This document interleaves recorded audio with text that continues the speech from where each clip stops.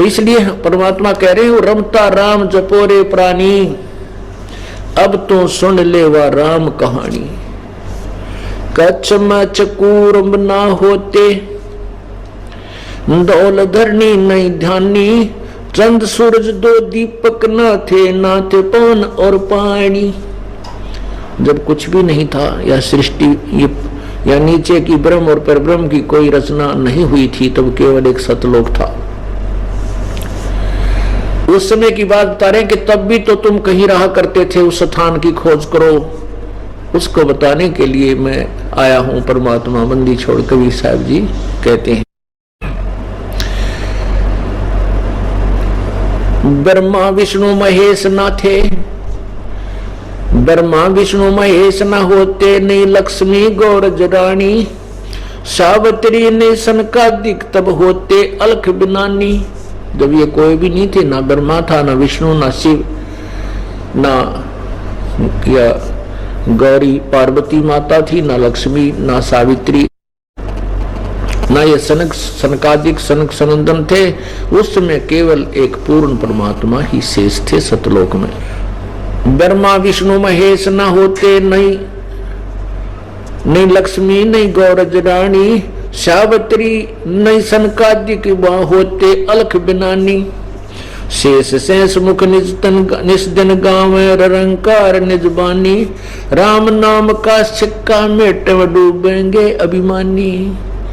जो भगवान से दूर होकर के अपने केवल संसारिक धंधे में या माया के जोड़न धारण के चक्कर में गुटी शूटी ला के और कहते हैं किसने देखा भगवान, कहते हैं राम नाम का सिक्का मेटे डूबेंगे अभिमानी। जो भगवान की सत्ता को मिटाते हैं कहते हैं किसने देखा है, कहीं नहीं भगवान कुछ नहीं रखा भक्ति में, कहते वो डूबेंगे अभिमानी। सुरते शेष सहस मुख निज दिन गाँव रंकार निज बानी, राम नाम का सिक्का मेटे डूबेंगे अभिमानी। सुर 3300 शेष 88 और 84 सिद्धा, चार खान के जीव उपाय आज पुरुष की अध्या। आदि राम सोई अंत राम है, मध्य राम है सोई, पूर्ण ब्रह्म सकल घट व्यापक आगा पीछा न कोई। राम कहते राम में होगे, पूछ देख प्रहलादम, दास गरीब जरे नी जारे लागी अजर समादम। कहते हैं परमात्मा का नाम जपने से ही जीव का उद्धार होगा। मन तो पावेगा अपना किया रे, भोगेगा अपना किया रे। मन तो पावेगा अपना किया रे, भोगेगा अपना किया रे। राजा राम की कार उलंगी, गई सीता लंक मुजारे। राजा राम की कार उलंगी, गई सीता लंक मुजारे। सेतु बंधा जब से ना उतरी, चढ़ गए पद्म 18। मन तो पावेगा अपना किया रे, भोगेगा अपना किया रे। मन तो पावेगा अपना किया रे, भोगेगा अपना किया रे। वो लंका तोड़े बेलंका रे तोड़ी, महारावण से मारे। लंका तोड़े बेलंका रे तोड़ी, मही रावण से मारे। 10 मस्तक रावण के काटे, विभीषण को राज दिया रे। मन तो पावेगा अपना किया रे, भोगेगा अपना किया रे। मन तो पावेगा अपना किया रे, भोगेगा अपना किया रे। प्रहलाद पैज परवान करी है, धर नरसिंह अवतारे। प्रहलाद पैज परवान करी है, धर नरसिंह अवतारे। दीन दयाल दया कर उतरे, इरना कुसी उधर विदारे मन तू पावेगा अपना किया रे भोगेगा अपना किया रे मन तू पावेगा अपना किया रे भोगेगा अपना किया रे। हा हा हो बंदे होते तोलत हैं बलवारे हा हा हो बंदे होते तोलत हैं बलवारे गज और गरा बने बहुसागर 10 सहस अधिकारे मन तू पावेगा अपना किया रे भोगेगा अपना किया रे मन तू पावेगा अपना किया रे भोगेगा अपना किया रे। भाई श्वास घटो बले हीन भयो जद खेच लियो मजदारे श्वास घटो बल हीन भयो जद खेच लियो मजदारे अर्ध नाम रसना से तेरा सुमृत है रंकारे मन तू पावेगा अपना किया रे भोगेगा अपना किया रे मन तू पावेगा अपना किया रे भोगेगा अपना किया रे। भाई नारद मुनि तेरे काली योगी जिन मन गर्भ किया रे नारद मुनि तेरे काली योगी जिन मन गर्भ किया रे पल में पूत बहतर जाए और रोवत कैसे उपारे मन तू पावेगा अपना किया रे भोगेगा अपना किया रे मन तू पावेगा अपना किया रे भोगेगा अपना किया रे। भाई कृष्ण गुरु दुर्वासा होते 56 कोट सिंगारे कृष्ण गुरु दुर्वासा होते 56 कोट सहारे अम्बरीश का चले अपूठे व दुर्वासा से हारे मन तू पावेगा अपना किया रे भोगेगा अपना किया रे मन तू पावेगा अपना किया रे भोगेगा अपना किया रे। दुर्योधन और दुशासन को द्रौपदी चीर उतारे दुर्योधन और दुशासन को द्रौपदी चीर उतारे अंधे को पीन दई थी वो बढ़ गए अंत अपारे मन तू पावेगा अपना किया रे भोगेगा अपना किया रे मन तू पावेगा अपना किया रे भोगेगा अपना किया रे। विषम पिता और द्रोणाचार्य वो कर्ण से बाणों मारे विषम पिता और द्रोणाचार्य कर्ण से बाणों मारे महाभारत में टटीरी के रखे वो घंटा टूट पड़ा रे मन तू पावेगा अपना किया रे भोगेगा अपना किया रे मन तू पावेगा अपना किया रे भोगेगा अपना किया रे। भाई 33 कोटि यज्ञ में आए 88 सारे 33 कोटि यज्ञ में आए व 88 सारे 12 कोटि वेद के वक्ता सुपच का शंख बुझारे मन तू पावेगा अपना किया रे भोगेगा अपना किया रे मन तू पावेगा अपना किया रे भोगेगा अपना किया रे। भाई चमरा कनक जनेऊ काढ़ा विप्र पंडित सब हारे चमरा कनक जनेऊ काढ़ा विप्र पंडित सब हारे जुल्हाए के घर बालद आई वो के सो से बन जा रे, मन तू पावेगा अपना किया रे, भोगेगा अपना किया रे, मन तू पावेगा अपना किया रे, भोगेगा अपना किया रे। मीराबाई को मारन लागे जहर का प्याला प्यारे, मीराबाई को मारन लागे जहर का प्याला प्यारे, पीवत ही अमृत हो लाग्या, हो गया सर्द हिया रे, मन तू पावेगा अपना किया रे, भोगेगा अपना किया रे, मन तू पावेगा अपना किया रे, भोगेगा अपना किया रे।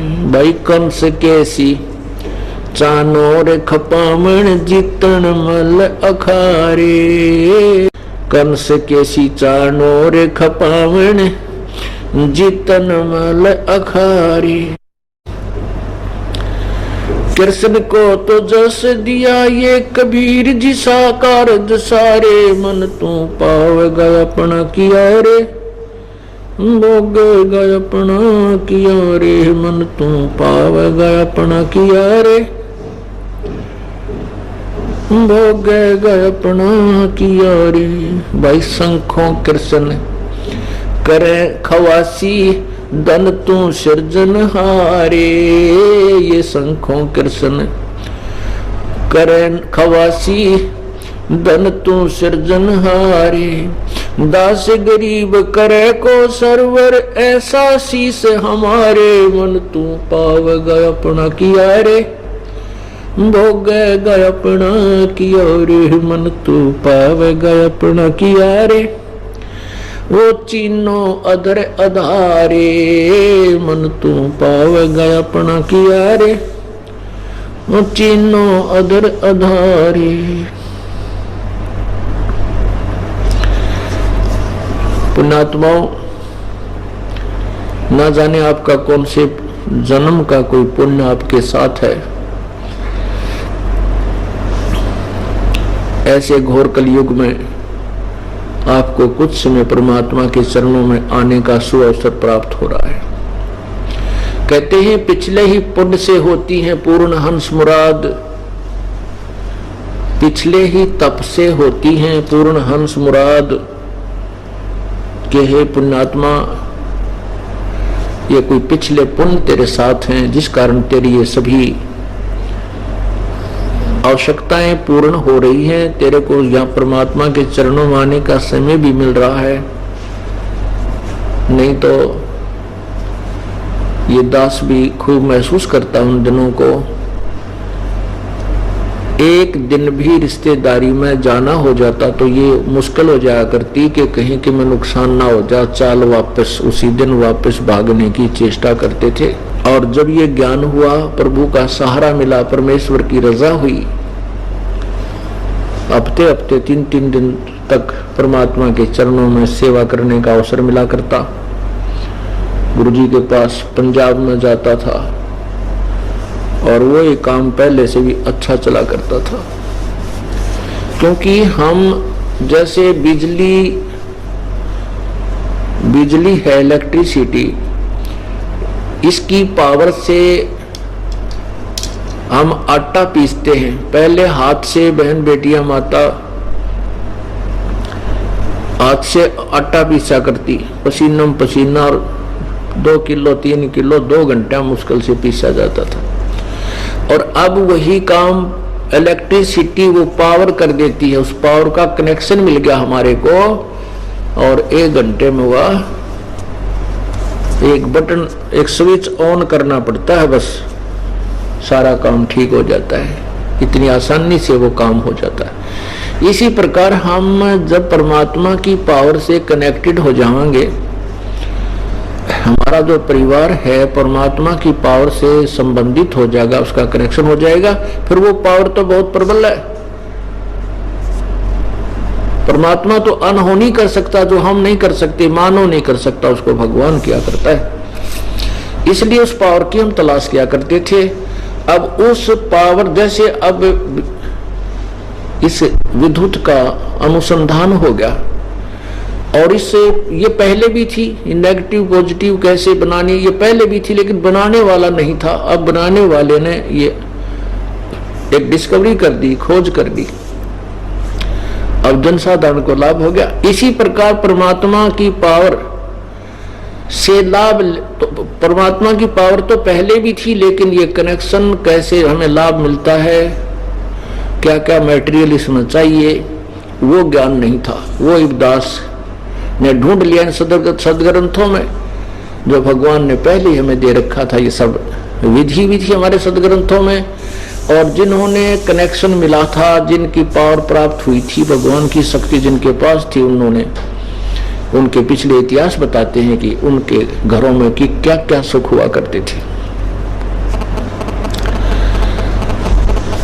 तो आपके ऊपर ना जाने कौन से जन्म का पुण्य है कि आपको यहाँ भगवान के दरबार में आने का शुभ अवसर प्राप्त हो रहा है।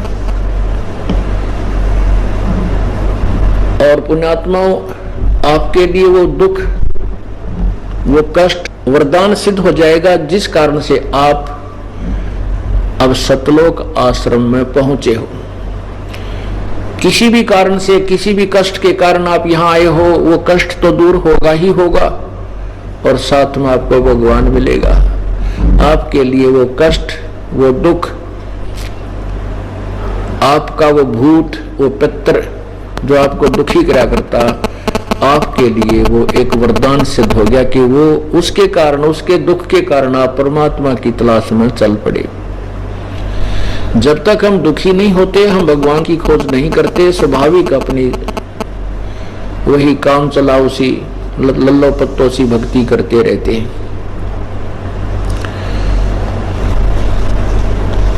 और वो दुख आपके लिए एक बहुत ही उपकारी सिद्ध होगा, क्योंकि आप परमात्मा के चरणों में आ गए। और फिर आपको डर लगेगा कहीं फिर नाम छोड़ दिया तो फिर वो देवता ना आ जाए। वो आपके लिए सदा आपका सहयोगी रहेगा। इसलिए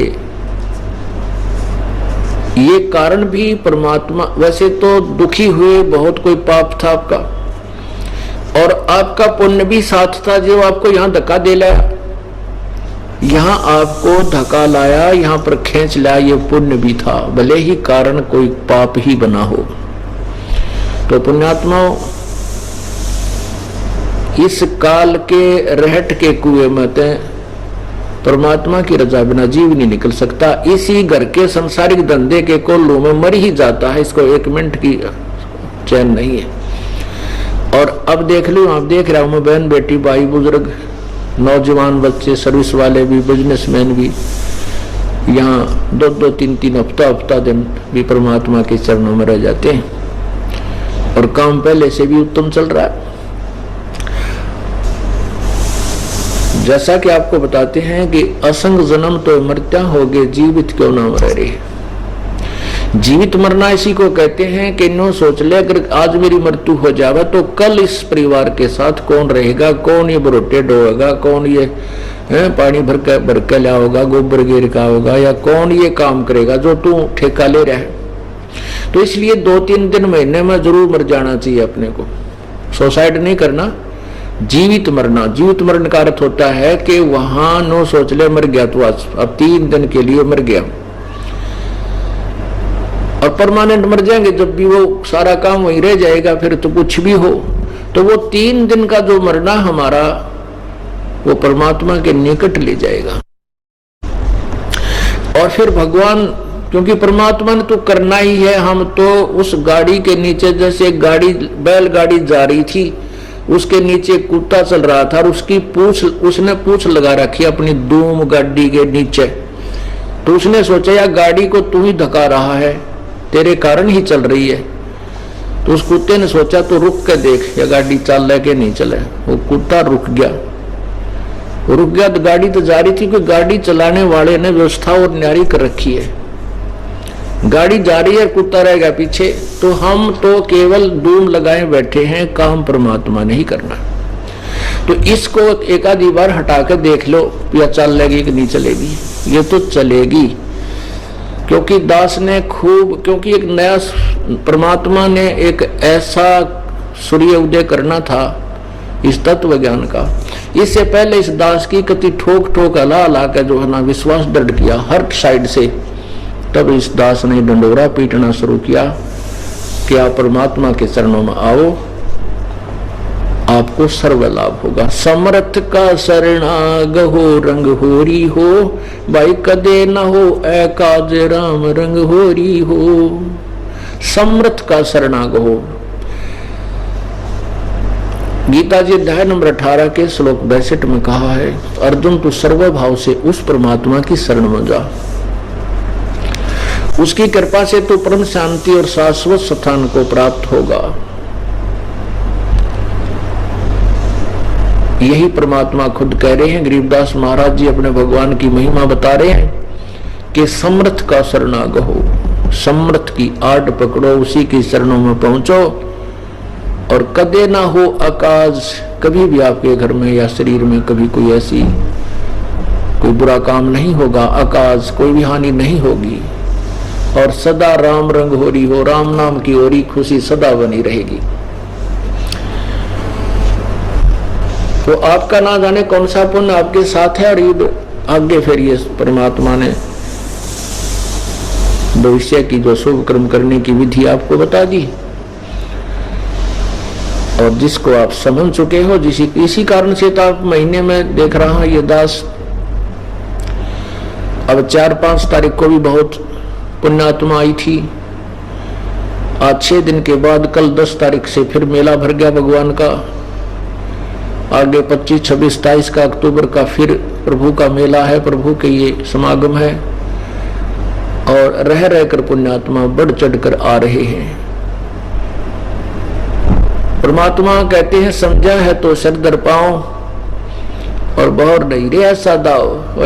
ऐसा दाव, दाव माने बिल्कुल कोई टाइम वो है, कोई समय होता है, बार बार नहीं मिलती है अवसर। जो आज को आपको मिले हैं, पूर्ण तत्व ज्ञान मिल गया, पूर्ण संत मिल गया, पूर्ण भगवान का रास्ता मिल गया, मनुष्य जीवन आपको मिला हुआ, और फिर यहाँ सतलोक आश्रम मिल गया। इसलिए कहते हैं समझा है तो सर दर पाओ, बहुर नहीं रे ऐसा दाव।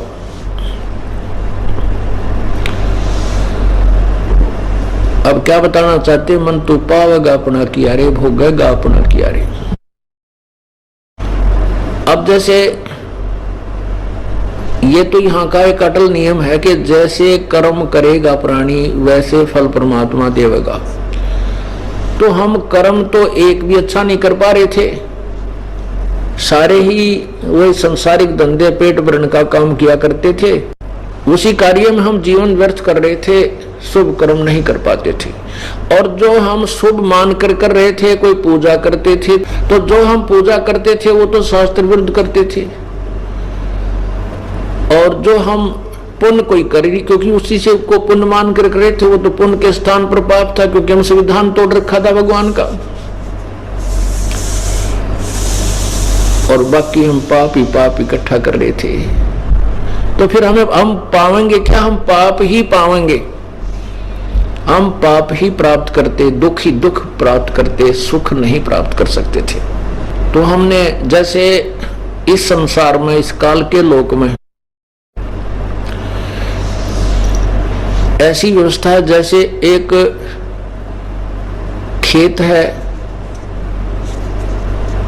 जमीन है, उस जमीन में अगर हम कोई संवार नहीं, उसको छेड़े नहीं, उस एकड़ को, 1 एकड़ जमीन वैसी पड़ी है तो उसमें ना जाने कितना कुबाड़ उग जाएगा। हाँ, बहुत ज्यादा कितना घास फूस कांटेदार झाड़ी वो भर जाएगी तगड़ी। वो तो बिना किसी प्रयत्न के होगी, ना कोई पैसा लगाना पड़ा, ना कोई उसमें सिंचाई करनी पड़ी, ना खाद डालना पड़ा। और उसी एकड़ में, उसी किले में, उसी जमीन में यदि हम अपने खाने के लिए कनक, गेहूं, बाजरा, जवार, धान उपजाने का प्रयत्न करेंगे तो उसके लिए बहुत मेहनत करना पड़ेगा। खेत को संवारना पड़ेगा हल से या ट्रैक्टर से, 2 व 4 व जब तक वो बीज बोने के योग्य नहीं होती, उसको बार बार गुड़ाई की जाती है। और फिर बीज बोना, वो भी पैसे लगे बीज में, और बीज बीजने के बाद फिर खाद और पानी, फिर उसकी रखवाल, फिर उसको काटना, निकालने के लिए पैसे लगे, और फिर तब कहीं जाकर के वो हमें अन्न प्राप्त होता है, जिससे हमारा निर्वाह होता है। और उसके विपरीत यदि हम कोई, इसी प्रकार हमारा शरीर समझो मानव शरीर है, इसमें पुण्य कमाने के लिए, पुण्य बनाने के लिए, शुभ कर्म करने के लिए हमें समय भी छोड़ना पड़ेगा, समय भी देना पड़ेगा। हमने परमात्मा पाने के लिए, शुभ कर्म करने के लिए 2 पैसे पुण्य पर भी लगाने पड़ेंगे, अपना समय भी लगाना पड़ेगा, तब जाकर के हमारे पुण्य शुरू होंगे, प्रारंभ होंगे, तब हमें कोई पुण्य मिलेंगे। और इसके अतिरिक्त पाप तो अपने आप ही हो जाते हैं। कहते हैं पृथ्वी ऊपर पग जो धारे, करोड़ जीव एक दिन में मारे। जैसे हम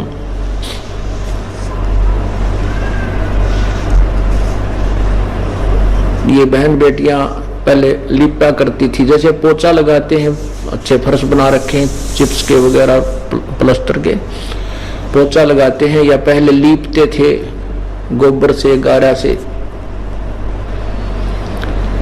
खाना बनाते हैं, उसमें लकड़ियों में जीव जलते हैं, धुएं से अंधे होकर गिरकर मर जाते हैं। यानी ये पाप तो हमारे अपने आप हो रहे हैं, इनको करने की आवश्यकता नहीं, क्योंकि जो हम अपना कार्य करते हैं उसमें भी पाप हो रहे हैं।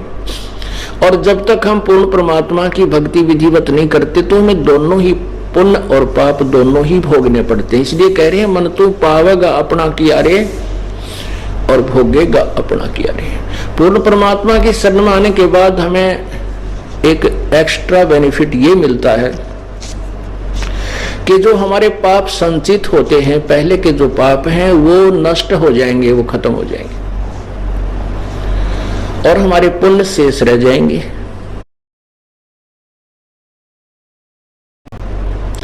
और जो पुण्य करने की विधि वो अकॉर्डिंग टू द शास्त्र है, वो शास्त्र के अनुसार है, उससे पुण्य हो ही रहे हैं। और पहले जो हमारे पाप थे वो उस परमात्मा के उस नाम से नष्ट हो जाएंगे।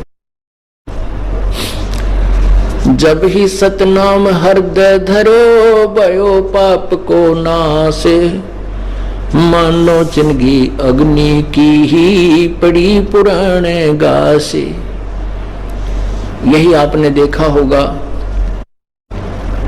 आपने सुना कि गीता यजुर्वेद अध्याय नंबर 8 के श्लोक नंबर 13 में स्पष्ट किया है कि पूर्ण परमात्मा अपने भक्त के, चाहे वो सत साधना कोई साधु संत करे, चाहे कोई अच्छी आत्मा करे, देव कर्तस्य, देव होते हैं हंस आत्माएं, जो पुण्य आत्मा है बीड़ी शराब मांस तम्बाकू नहीं पीती, चाहे तो वो करें परमात्मा की भक्ति, और चाहे जनसाधारण करे, और चाहे कोई पिता करे, चाहे पूत करे, कोई भी करे, उस सभी के पाप को परमात्मा उस साधक के पाप को नाश कर देता है। और अभी तक हमने जितने भी इन संतों के, ऋषियों के विचार सुने और पढ़े थे, वो ये कहा करते थे, भाई किया हुआ कर्म तो भोगना ही पड़ेगा। अर्थात जैसा आपने जो प्रारब्ध है वो तो भोगना ही पड़ेगा, आपके वो उसमें कोई परिवर्तन नहीं हो सकता। साधना से कोई लाभ नहीं होगा, आपका जो दुख है वो दुख आएगा, सुख है वो सुख भी आपको भोगना पड़ेगा। इससे हम बेशक भक्ति करते रहते थे, लेकिन कोई कष्ट का सामना करना पड़ता था, वो पूरा ही हमारे ऊपर कहर टूट जाता था। तो हम ये सोचकर पड़े रहते थे कि ये तो भाई भगवान का नियम है, जैसे कर्म करेगा वो तो भोगने ही पड़ेंगे। जैसे कर्म तब तक है जब तक हम पूर्ण परमात्मा की शरण विधिवत नहीं ग्रहण करते, और जब हम पूर्ण परमात्मा की शरण में आ जाएंगे तो उसके बाद क्या होगा सतगुर शरण में आने से आई टले बला, जय मस्तिष्क सूली हो वो काटे में टल जावे। जैसे हमें फांसी टूटना हो, सूली टूटना हो, सजाए मौत हो, तो कहते हैं वो कांटा लाग कर टल जाएगी।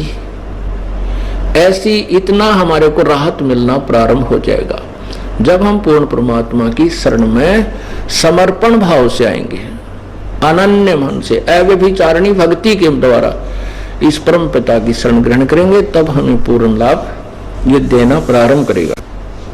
तो उसके बाद जब हम परमात्मा की शरण में आ जाते हैं तो हमें एक तो हम कर्म अच्छे करेंगे, वो किया कर्म ही मिलना है।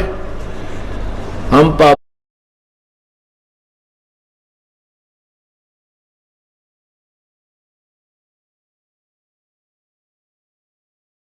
नहीं करेंगे तो पाप हमें मिलेंगे नहीं। और दूसरे जो हमारे संचित कर्म हैं वो कट जाएंगे, समाप्त हो जाएंगे।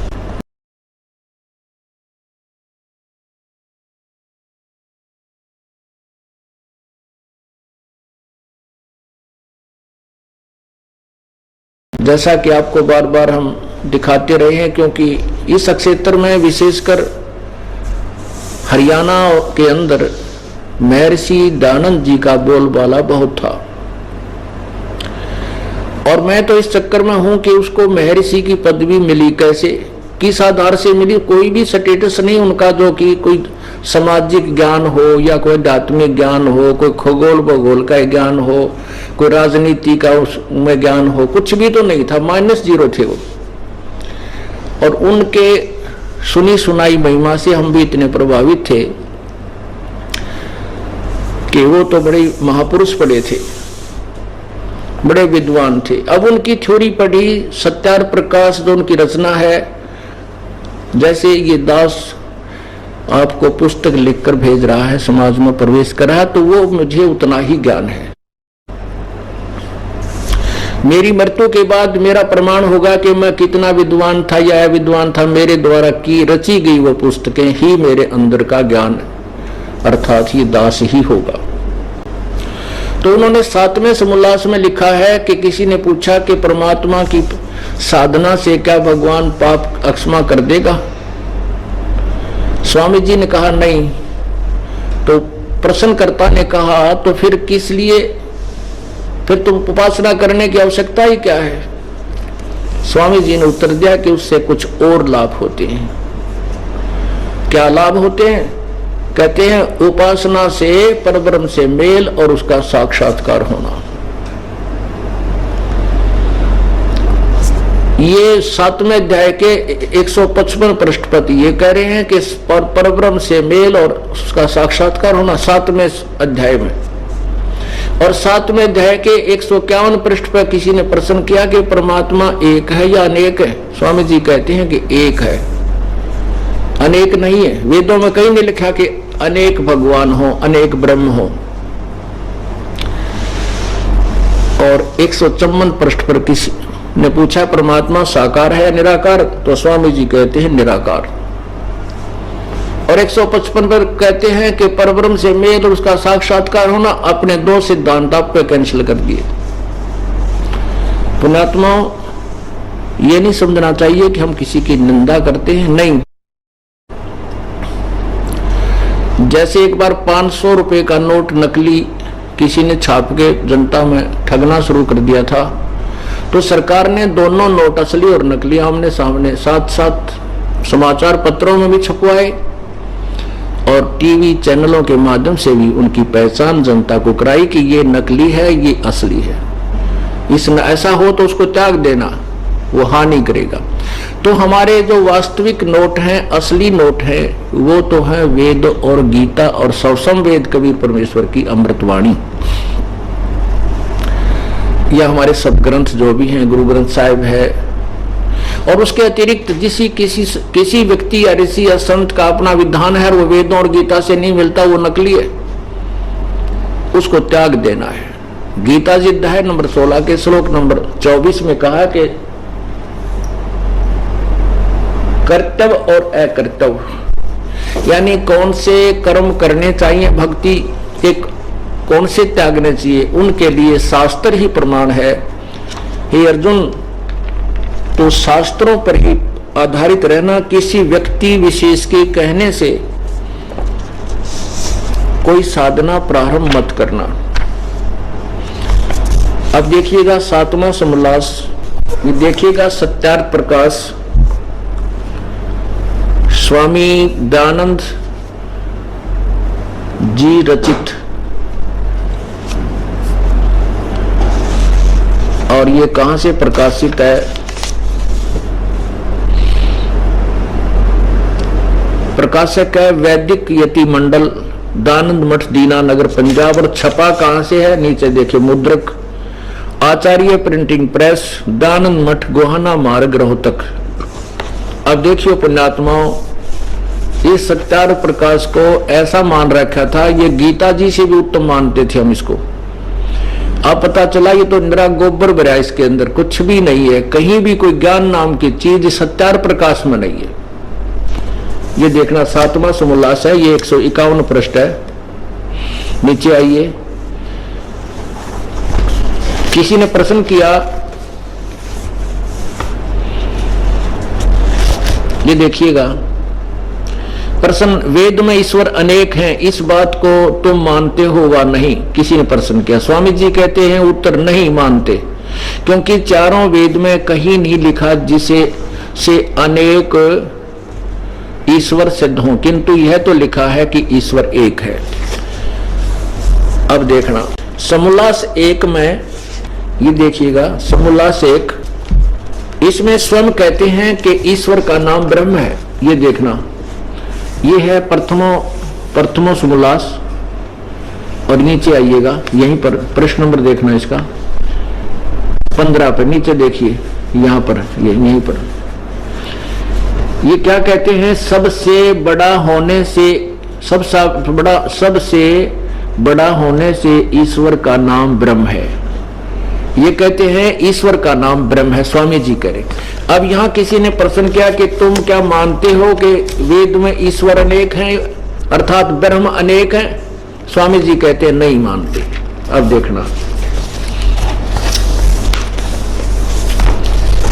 ये 7वां समोल्लास, 7वां समोल्लास, 151 पृष्ठ है ये। नीचे आइएगा, प्रश्न, वेद में ईश्वर यानी ब्रह्म समझो, क्योंकि ये ईश्वर बड़ा होने से कारण ईश्वर का नाम ब्रह्म बोल रहे हैं। वेद में ईश्वर अनेक हैं, अर्थात ब्रह्म अनेक हैं, इस बात को तुम मानते हो वा नहीं? स्वामी जी कहते हैं कि उत्तर, नहीं मानते, क्योंकि चारों वेदों में कहीं यह नहीं लिखा जिससे अनेक ईश्वर, ईश्वर माने ब्रह्म, क्योंकि स्वयं कहते हैं ईश्वर सबसे बड़ा होने से ईश्वर का नाम ब्रह्म है, ईश्वर यानी ब्रह्म सिद्ध हो, किंतु यह तो लिखा है कि ईश्वर एक है, यानी ब्रह्म एक है।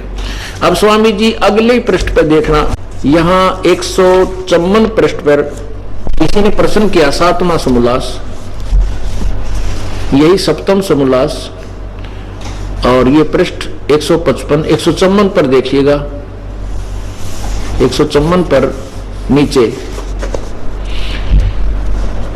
यहां लिखा है कि किसी ने प्रश्न किया, ईश्वर साकार है व निराकार?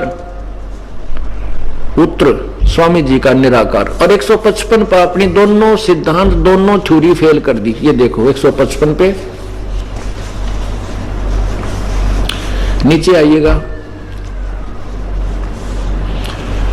प्रश्न, परमेश्वर की स्तुति, प्रार्थना और उपासना करनी चाहिए व नहीं?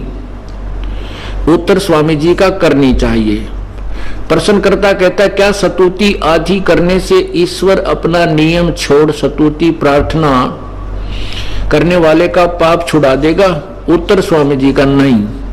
तो प्रश्नकर्ता कहता है, फिर स्तुति प्रार्थना क्यों करना? वे क्या, फिर यूज क्या है इसके करने का? स्वामी जी उत्तर देते हैं, उनके करने का फल अन्य ही है।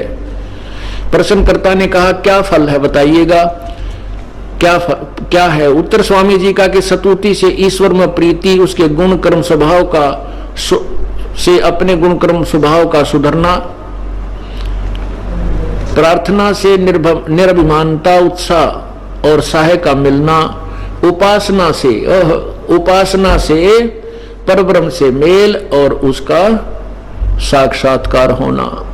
अरे वाह, जय हो महर्षि जी की। अपने सिद्धांत को आप ही फेल कर रहा है। कह रहा है कि उपासना से परब्रह्म, परब्रह्म माने ब्रह्म से नेक्स्ट, ब्रह्म से नेक्स्ट ब्रह्म, यानी परब्रह्म। दो भगवान सिद्ध कर दिए, ब्रह्म और परब्रह्म, दादा और परदादा। पर माने नेक्स्ट, दूसरा। परब्रह्म से मेल और उसका साक्षात्कार होना। मेल और साक्षात्कार निराकार से नहीं, साकार से। निराकार से तो पहले ही मेल था, उपासना से पहले भी वो अभेद है, उसकी शक्ति निराकार हर जीव से संबंधित है। एक रिज्मा भी, एक कण भी खाली नहीं है भगवान की शक्ति के से कोई बचा हो।